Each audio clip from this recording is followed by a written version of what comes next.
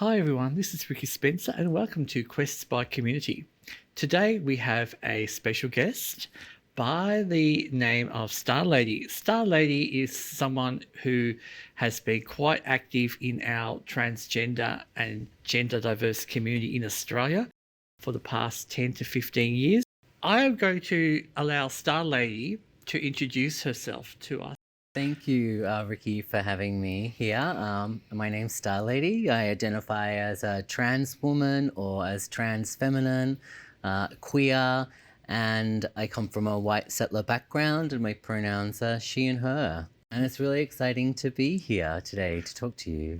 Lovely to have you. So tell us a bit about your journey, Starlady. Before you were Starlady, growing up, how did you identify yourself? Did you always have an inclination that you were a little bit different from other children? Yeah, even as a young person, I guess as a young person, one of the most important things about me was about I was really passionate as an activist. Even as a very young person, I really wanted to be involved in creating a sort of more equitable world, and I was very passionate about advocacy across lots of different things, whether that was animal rights, environmental issues, or social justice.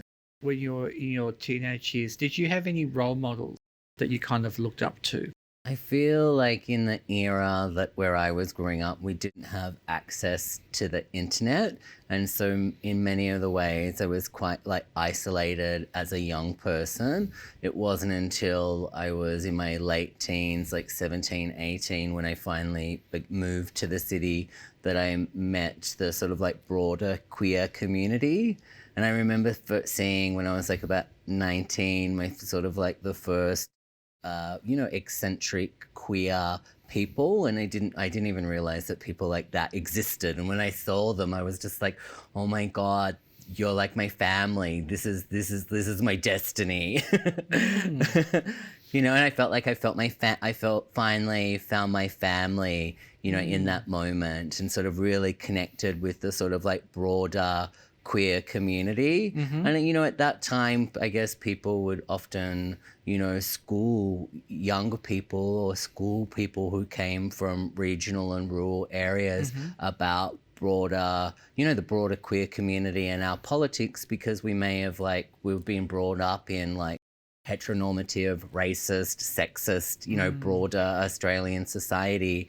And, our queer elders or people who are older than us would break those systems down for us. And and we would go through sort of a really big social change, because we didn't have the internet or that exposure to that broader politics, especially if you're a young person growing up in regional Victoria. In high school, I was just thinking, I grew up in an era where I had people like Boy George in the Culture Club in the early 80s that I could kind of look at and think, I like that sort of look of colour. But what was life for you like in high school? And I'm looking at you now and I know your love of colour. Were you forced to wear a uniform at high school? Yeah.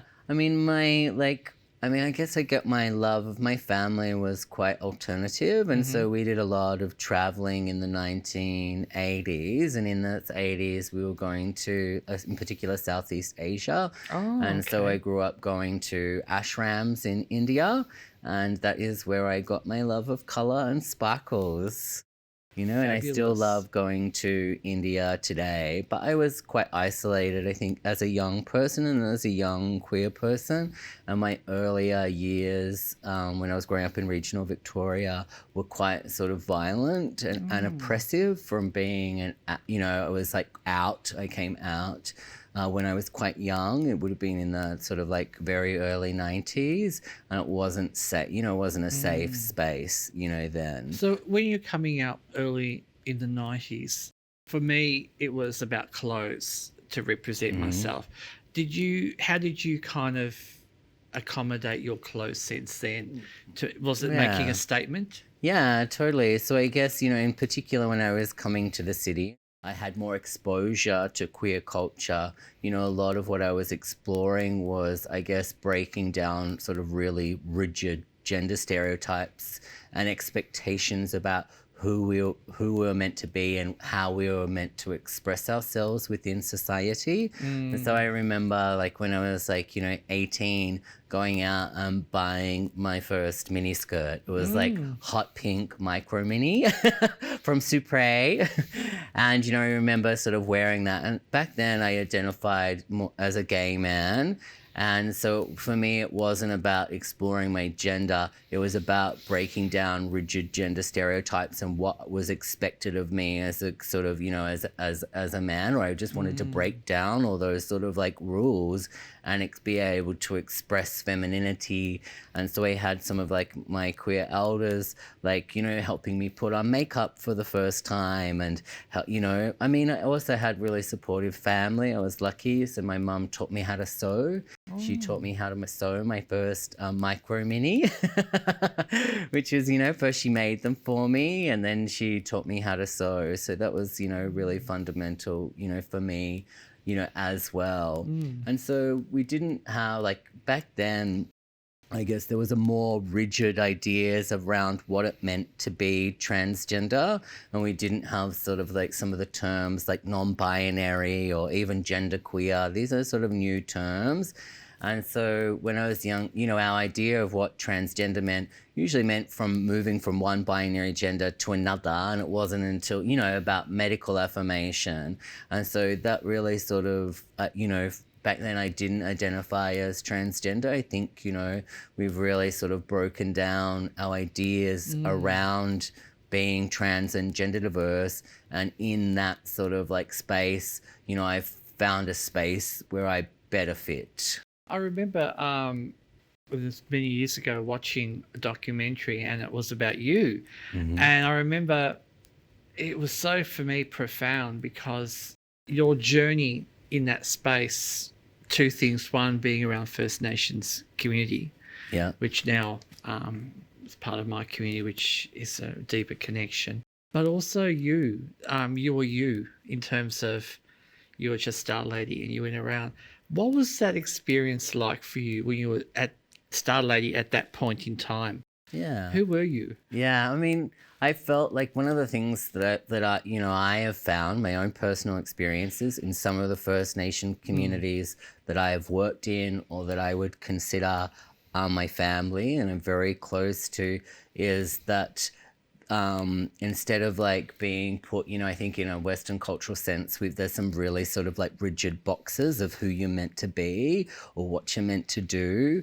And, and that there can be a lot of restrictions. What I found in the communities I was working in, they created a unique place for me just to be myself, but they also created a space and where I was really celebrated, for that. And so I guess some of the things that I found was in those communities, when you removed all of the oppression and the discrimination that I had been experiencing in a Western cultural communities, and you removed all that, was probably the first time in my life where I really got to shine, where I really got to sort of stand up and sort of like be a leader and be at my best.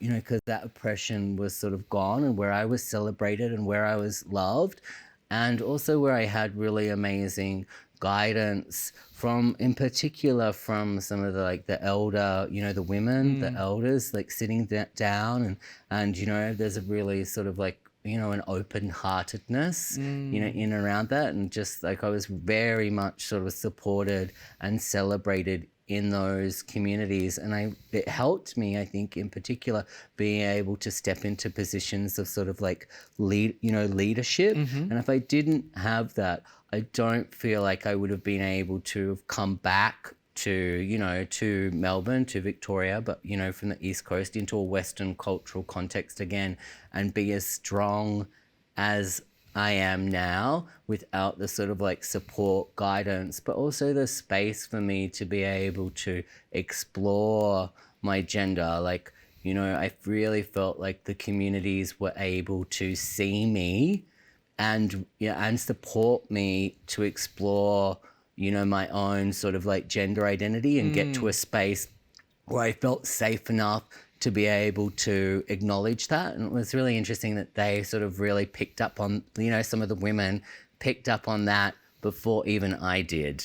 And they were like naming it and sort of saying it. And it wasn't until I heard them speak that I'm like going, oh, what does this mean in a Western cultural context? I'm claiming this space of being a woman in Aboriginal communities, but what does it mean in my own sort of, you know, the broader sort of culture? And I guess within that space, it's when it's like, oh, this means that I'm that I'm trans. And I hadn't really realized, but they gave me that space to explore my gender identity, and were really affirmative of me in a way that I don't think Western cultural spaces were. And that's my own individual stories, and with the communities that I lived in and worked in, who are very dear to me.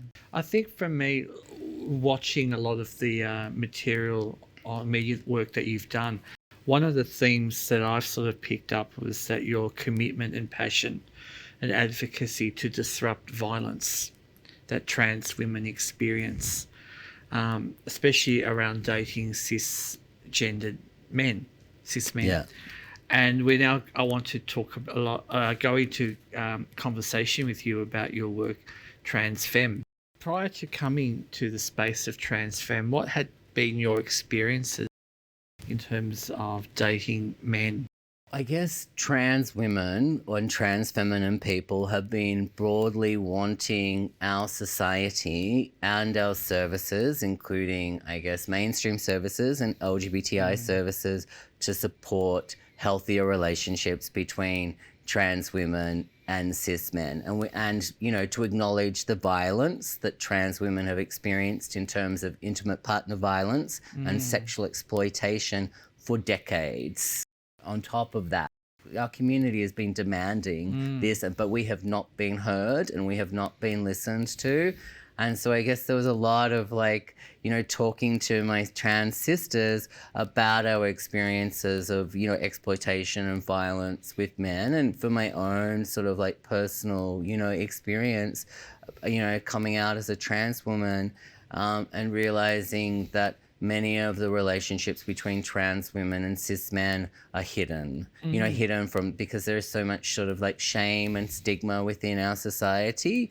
And, as a non-passing, so I don't pass as a cisgender woman, nor do I want to pass as a cisgender woman, but because I don't pass, it creates even further barriers to being able to access public relationships. And so many of the sort of intimate relationships that I was in were sort of hidden and secret in the privacy of my own home or a hotel. And I just wasn't offered what many other women are able to access, which is healthy public relationships. And also I began to sort of realize in my experiences of dating and hooking up that actually trans women were really highly sort of fetishized and objectified.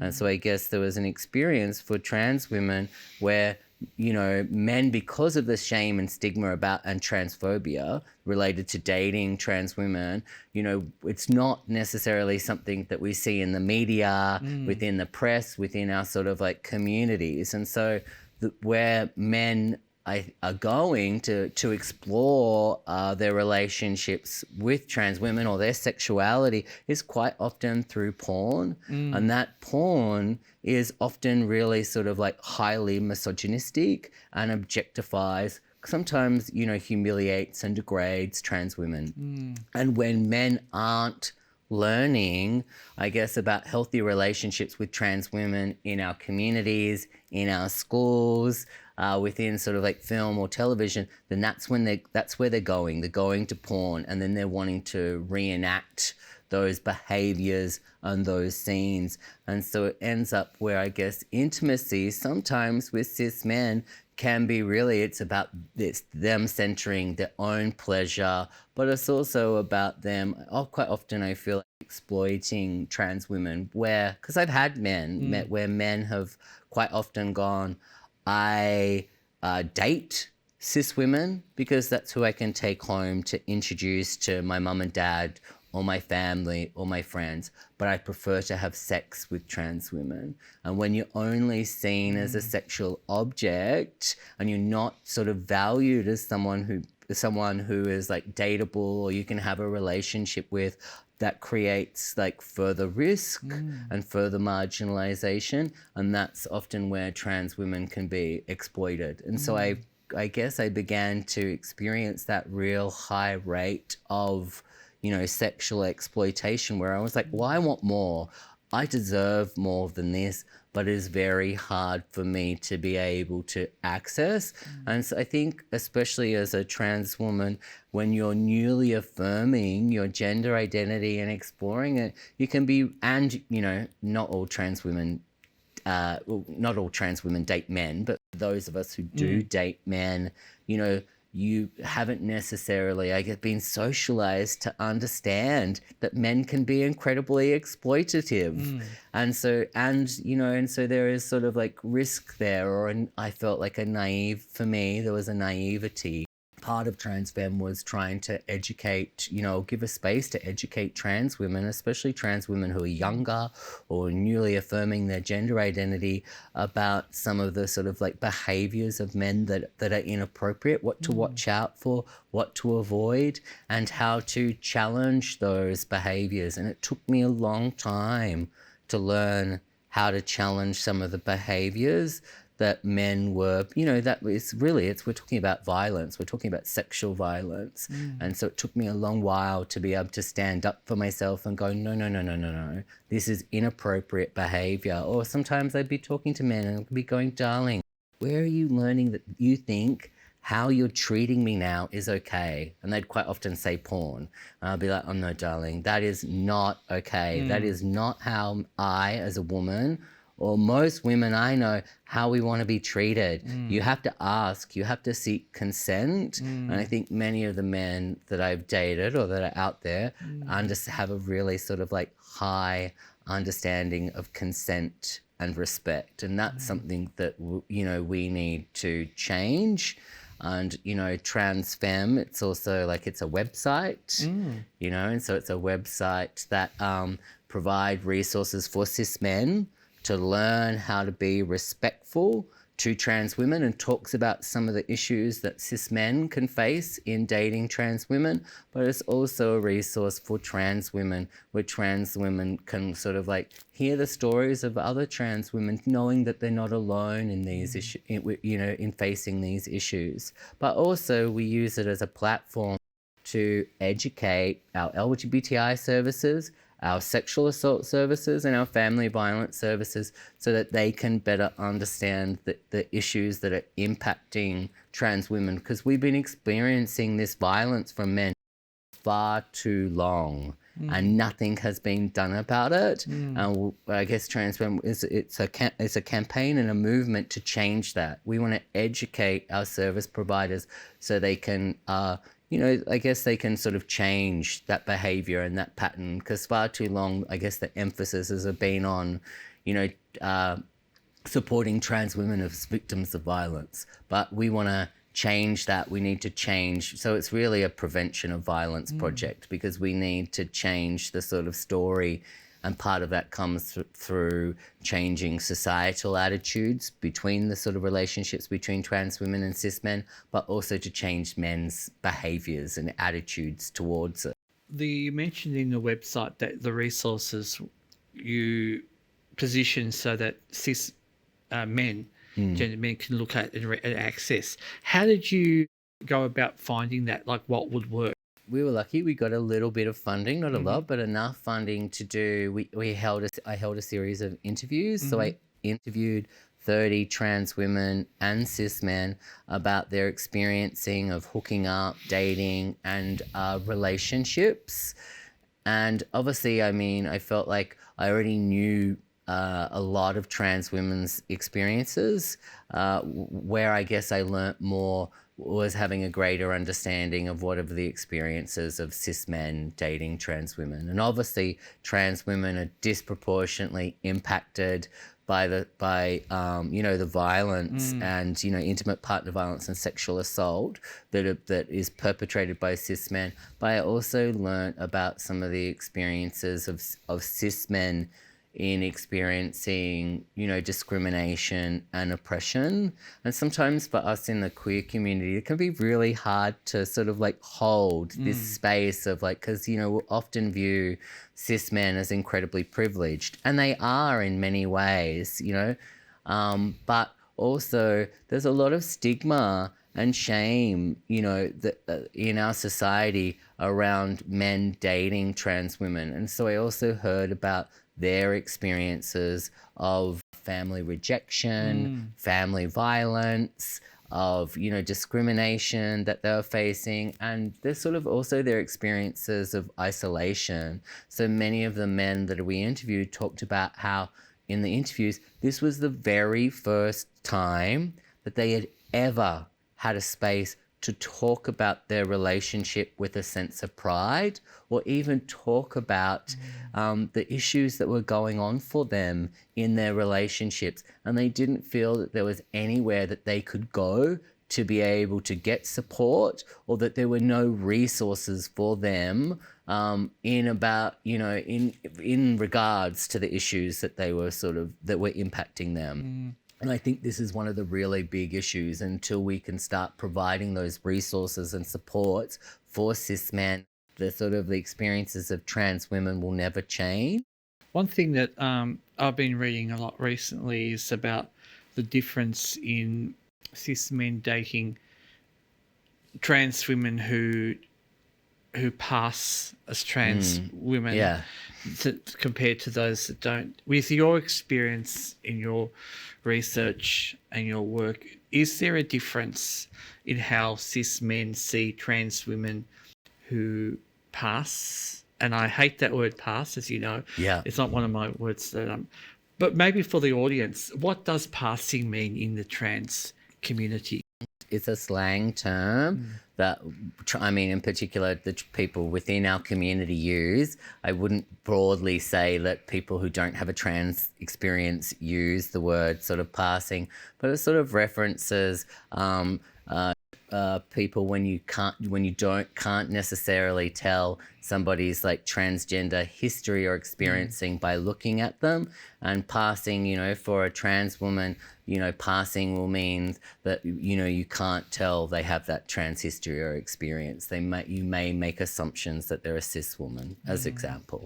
And from your experience in your work in the community, are the experiences of trans women who pass different from those of us who don't pass?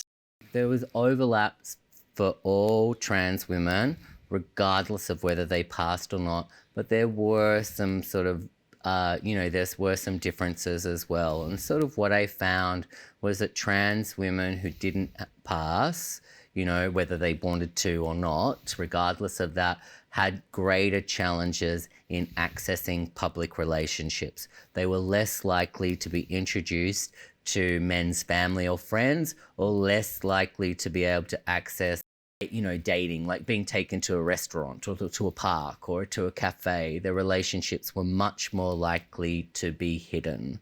That doesn't mean trans women who did pass didn't experience that, but it was just less likely. And I guess there was also sometimes a greater sense of sexual exploitation for trans women who didn't pass, because it was like harder to access sort of long-term and ongoing relationships. But the trans women who were able to access like public relationships or being introduced to their family and friends had also had like, a whole nother other set of issues where, there were issues in and around like disclosure. For an example, if someone can't tell you're trans, when do you choose to tell them that you're trans? Is it dangerous to tell them that you're trans? Or they often have to develop their own safety plans in disclosing their trans history or experience to their partner or to their partner's family or friends, because it could be a point of an incredible risk of intimate partner violence if he reacted poorly to that disclosure, or poor mental health if he becomes abusive. And what we also knew was there was, I guess, a direct link in between the sort of like attitudes of cis men, family and friends. And so when a guy disclosed that he was dating a trans woman to his family and friends, if they were supportive, that relationship was much more likely to last and to be a healthy and ongoing relationship. But if they reacted with transphobia, it would put pressure on that relationship, and the relationship was much more likely to break down or lead to, or direct results of intimate partner violence. So he was much more likely. And so this is where we need broader to society to realize that actually in your perpetration of transphobia and shaming men about their attraction to trans women, or their relationships, they're driving intimate partner violence. And so there's broader work we need to do in society to sort of change this, to increase the visibility, to decrease the sort of shame and stigma and get people talking to the men in their lives, because the men, I think in particular for the younger guys, were much more likely to have sort of like progressive views about dating trans women. But where I guess the families of cis men, when they were young and they were, as they were growing up, when the families were telling men, we will support you and we will love you regardless of who you date. Those men grew up to be young men who were respectful, of trans women. So it's really important to any parents out there, if you have young children, especially, young man, we need to be having conversations with them and telling them that you will support them regardless. Don't make assumptions of who they're going to be attracted to in their lives or who they might have relationships with, but tell them that it's okay and we will support you, because that decreases the violence that trans women experience and it reduces the barrier.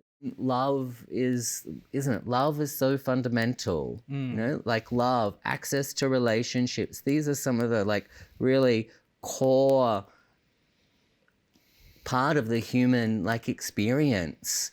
And if you can't access love or intimacy, or you have barriers to that, that can make life incredibly hard and can also make, I guess, really impact your mental health and well-being. And trans women deserve to be loved, and they deserve to be able to access healthy and romantic relationships that are celebrated and supported within our society. And yes, some trans women and cis men are in those relationships and they're being supported, but it's not enough. We need to do a lot more work. I mean, if we think about the relationships of, gay men and lesbians in our community, is sort of much more accepted now. I think the relationships between trans women and cis men were 20 years behind, if not 30 years behind.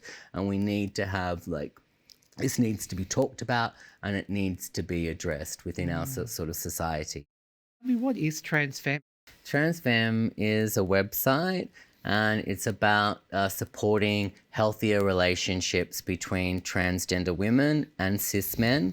Obviously, transgender women can, might date or hook up with people from, any gender potentially. But in particular, we're focusing here on the relationships between trans women and cis men, because I guess the disproportionate levels of violence that are that is often perpetrated by cis men. And on Transfemme there's a section for trans women and there's also a section for cis men. So it's a prevention of men's violence against trans women initiative.